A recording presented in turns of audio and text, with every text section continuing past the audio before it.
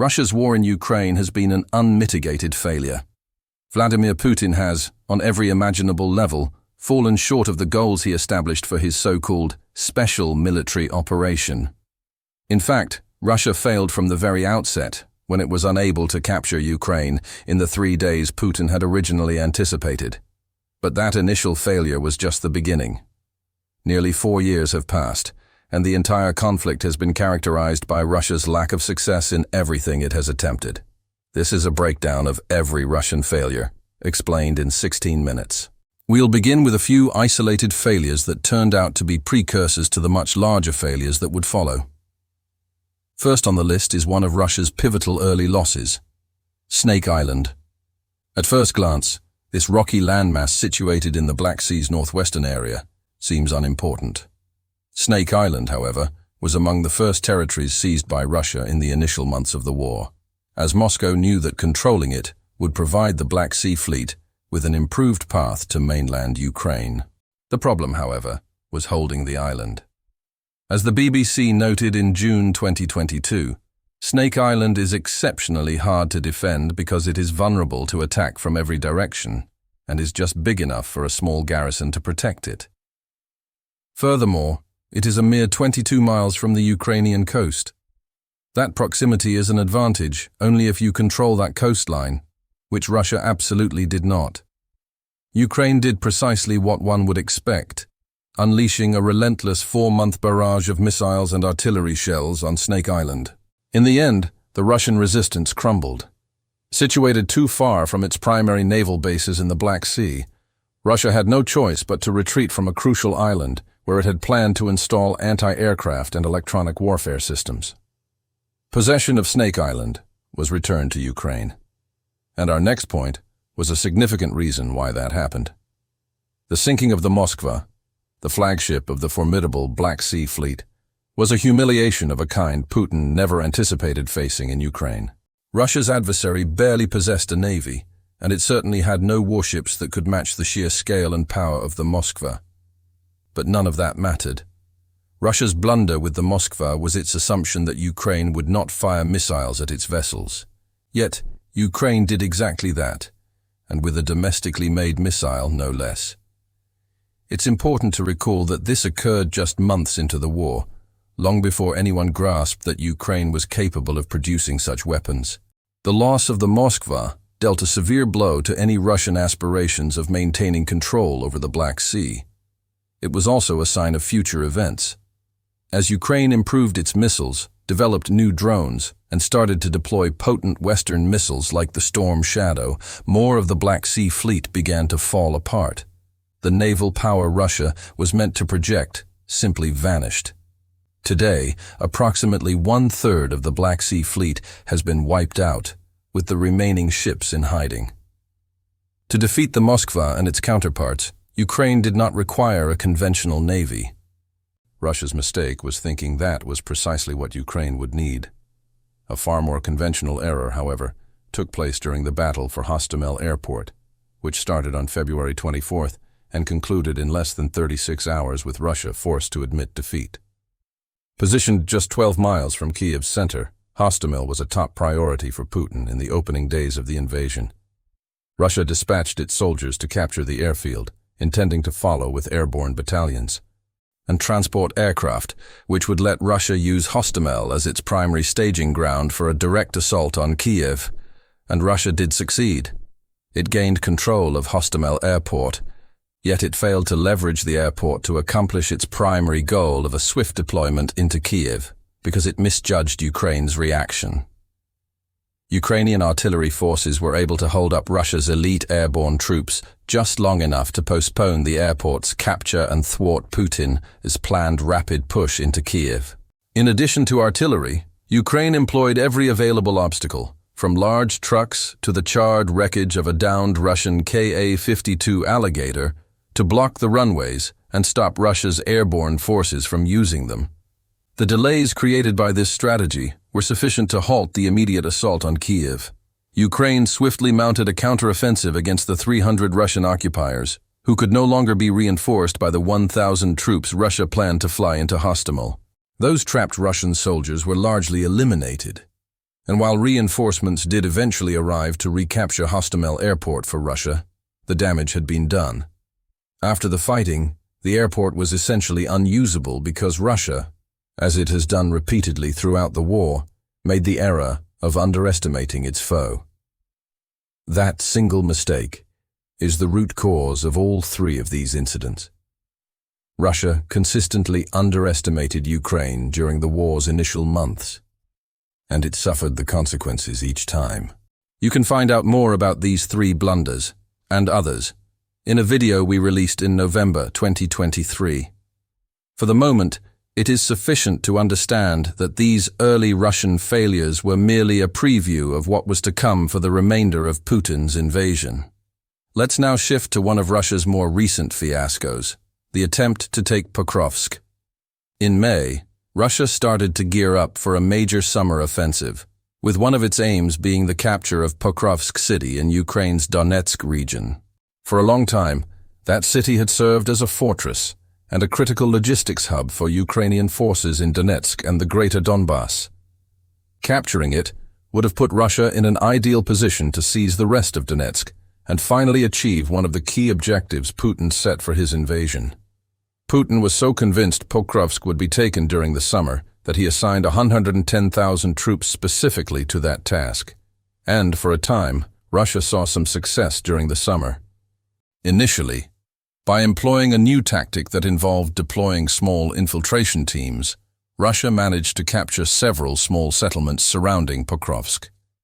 It also created a narrow salient pointing towards the city, bringing Pokrovsk to the brink of collapse. But Ukraine fought back. It sent in the Azov Brigade to coordinate its defending forces, and Ukraine successfully closed the salient and dedicated the second half of the summer to reclaiming most of the ground it had lost around Pokrovsk. Russia's troops, battered, worn out, and stretched thin by the small unit tactics they had used, were incapable of holding on to their gains. As Euromaidan Press put it on October 20th, Pokrovsk is mission failed for Putin. The city did not fall by summer's end, and it remains standing. Since August 21st, Russia has lost 13,145 soldiers in its assault on Pokrovsk, as well as dozens of tanks and armored vehicles. Remember that armor. We will return to Russia's failure in that area later. Putin has set a deadline to capture the entire Donbass region by the end of winter, according to Euromaidan Press. The fall of Pokrovsk was crucial for meeting that goal, which means the reality for Russia is that it has achieved almost no progress in the Donbass since its summer offensive began. The Donbass will not be taken by winter's end, so you can add another Russian failure to the list. Next, let's move from Russia's failed attacks to its utter failure to defend its own territory. The Ukrainian attacks on Russian oil refineries are another strategic embarrassment for Russia. And, just like the failures we discussed earlier, these refinery attacks are a result of Russia underestimating Ukraine. To be specific, Russia was convinced that Ukraine lacked the long-range strike capability to hit many of the nation's most critical refineries. Air defenses were weak, as many of Russia's air defense systems had been relocated to Ukraine or Crimea. This created a self-inflicted vulnerability, and Ukraine has been exploiting it for the last several months. Between August and October, Ukraine has conducted wave after wave of aerial strikes against Russia's oil refineries. The BBC states that since January, Ukraine has successfully hit 21 of Russia's 38 largest refineries. Ukraine's success rate is also significantly higher than in its earlier efforts to damage Russian refining capacity. Ukraine is now hitting its targets 48% more frequently than it did in all of 2024.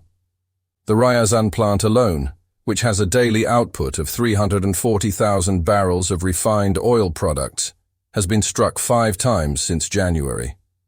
As a result, gasoline shortages are now widespread across Russia.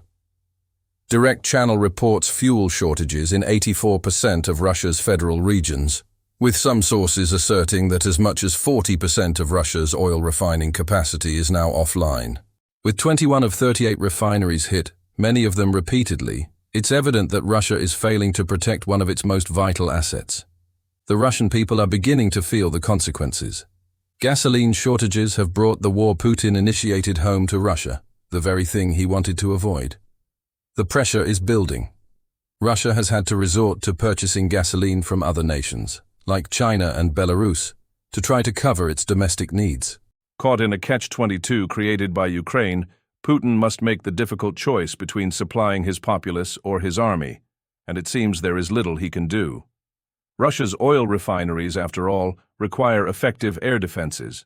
Providing those defenses is difficult when Ukraine has destroyed 1,229 of Russia's anti-aircraft warfare systems since the war began, and the ones that are left are needed in Ukraine and Crimea. Russia's refineries are set to continue burning. No help is on the way. We just mentioned Russia's equipment losses. We also asked you earlier to bear in mind Russia's tanks and armored vehicles, as they point to another of Russia's significant failures in the Ukraine war. Russia's tanks are gone, and everything else is set to run out sooner rather than later. In his stubborn conviction that Russia just needed to deploy more of everything to overwhelm Ukraine's defenses, Putin has thrown tens of thousands of armored units into huge mechanized assaults during his invasion. Ukrainian drones and Western weaponry have made short work of this armor, to the extent that Russia has very little of it remaining. That might still sound like a substantial number, but the figures alone don't paint the complete picture. Of the 2,500 that are left, the outlet states that only 92 are deemed to be in decent condition. The rest are classified as poor or worse, meaning they either require extensive refurbishment or are only useful for spare parts to get other tanks running.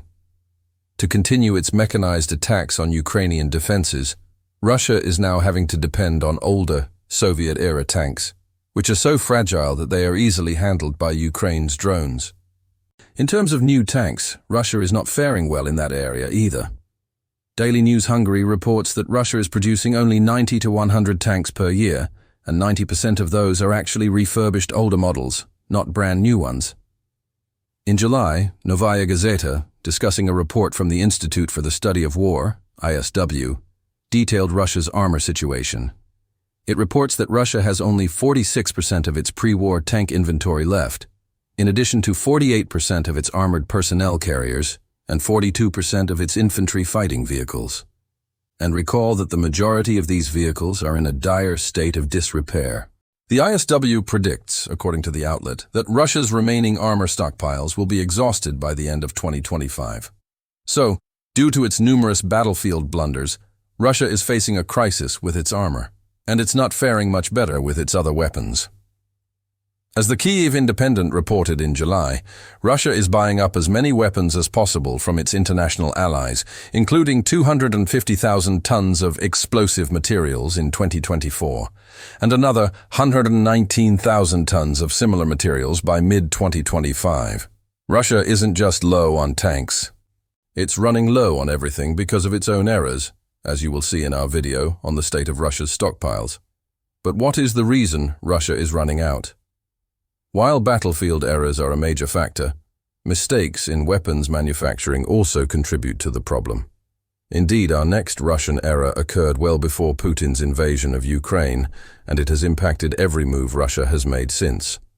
The bottom line is that Russia produces substandard weapons that are not adequate to secure a victory in the war. As early as September 2022, the Asia Times was posing the question of whether Russian weaponry was largely junk. The publication observes that while Russian weapons were never known for being fancy, they were consistently dependable and effective during the Soviet period. Had Russia properly maintained the Soviet-era weapons it is currently using in Ukraine, they might have had a greater impact than they have. However, the economic turmoil that followed the Soviet Union's collapse dealt a blow to Russia, and weapons development was among the casualties. Although Russia's spending eventually recovered, it failed to take the necessary steps to create a capable arsenal. The Asia Times notes that equipment was not maintained or modernized. Money would go first to prestige items, and only after that to improving older hardware. For example, improving armor and fire control systems on tanks was very slow going. Important upgrades, including active protection systems, were never implemented, the outlet reports.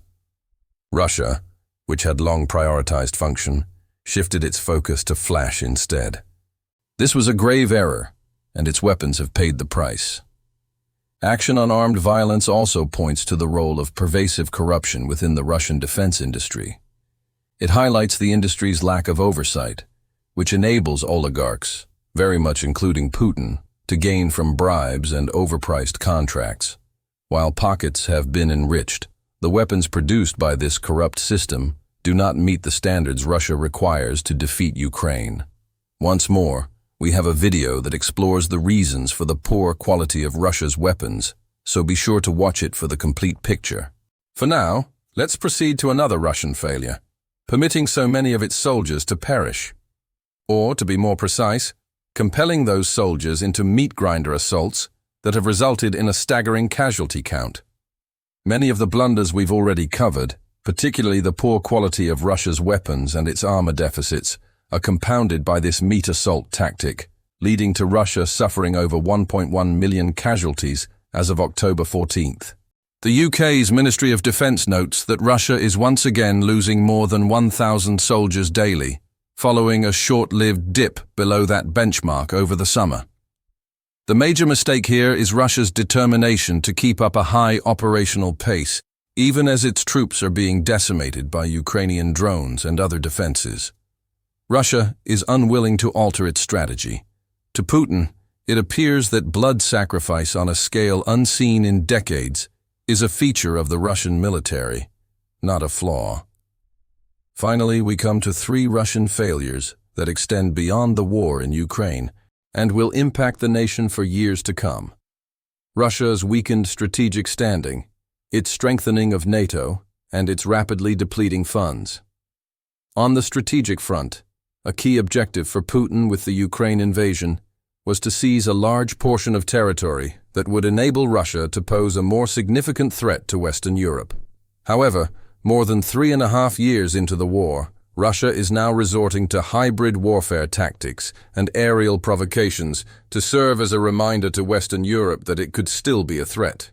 As the conversation pointed out in an October 13th piece, these provocations are more indicative of Russia's diminished position than its strength. The outlet asserts that they are occurring because Russia's offensives in Ukraine are losing momentum, and Putin needs a diversion to distract the world's attention from this reality.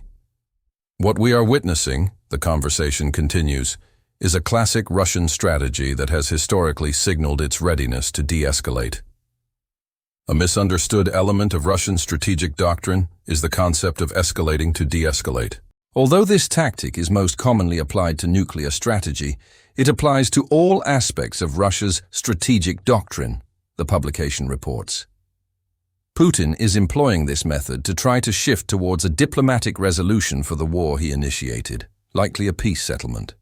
But this shift itself is a Russian failure, as Putin is now trying to use the illusion of force rather than actual power to achieve his goals, and his targets outside of Ukraine are well aware of it. Speaking of those outside of Ukraine, this brings us to NATO. If Russia thought it could intimidate NATO into weakening its resolve through its actions in Ukraine, it was gravely mistaken. Since the failure of the 3-day invasion, NATO has only become more powerful. The Collective Defense Alliance has welcomed new members, Sweden and Finland, both of which joined after maintaining decades of semi-neutrality due to Russia's actions in Ukraine. Finland's entry, in particular, places another NATO-aligned country directly on Russia's border, the very outcome Putin was attempting to prevent by taking over Ukraine. The Atlantic Council also notes that NATO is not yielding to the provocations mentioned earlier. When Russia began sending drones and fighter jets into NATO airspace, several member nations declared that they would shoot down these aerial craft if Russia attempted it again. Even U.S. President Donald Trump, a longtime NATO critic, now appears to be backing the organization in a manner Putin never foresaw. Russia aimed to weaken NATO. It failed, and NATO is currently stronger than it has ever been. And that brings us to the last of the 3 Russian failures we just discussed. Nearly 4 years of a war that Russia never anticipated has had a calamitous effect on the nation's economy. The country now faces a deadline for winning in Ukraine, and that deadline is 18 months away. On October 16th, Peter Helme, in a piece for Euromaidan Press, reported that Russia's National Emergency Fund is down to just $40 billion. from a previous high of $145 billion. Putin has been continually tapping into this fund to sustain his invasion, and Helme suggests he cannot continue to do so for much longer. He cites comments from Volodymyr Vlasyuk, the CEO of Ukraine Industry Expertise, who stated, "Now, the situation is critical. They cannot finance the war of the present intensity for a long time." Vlasyuk adds that war expenditures have surpassed all of Russia's earlier estimates, noting that Russia will allocate 38% of its federal budget to the conflict in Ukraine in 2026 and could spend as much as $229 billion in 2025 alone. Inflation, stagflation, a shrinking private sector, and a decline in the living standards of the average Russian are all consequences of Putin's failure to prioritize his own citizens due to his singular focus on achieving success in Ukraine. And that may prove to be Putin's most significant error of all. Even if Russia could somehow surmount all the mistakes detailed in this video to achieve a victory in Ukraine, it would still face years, if not decades, of recovery from a war that should never have been initiated. We'll give the final word to geostrategic and defense policy expert James Rogers, who, in an interview with Times Radio, stated, "In some ways, the Russians have not done very well. I pointed out they'd have only seized about 1% of Ukraine's territory over the last year. That's, frankly, pathetic in some respects. Lots of people have died. A lot of money has been spent on both sides. That's tragic. To some, money may be the root of all evil, but it could be the absence of it that ultimately causes Russia's collapse after all the mistakes we've covered today. At this moment, Russia might be fracturing from the inside due to all of Putin's failures, and the Kremlin can no longer conceal it." Learn more in our video, and don't forget to subscribe to Warzone Party for additional coverage of the Ukraine war.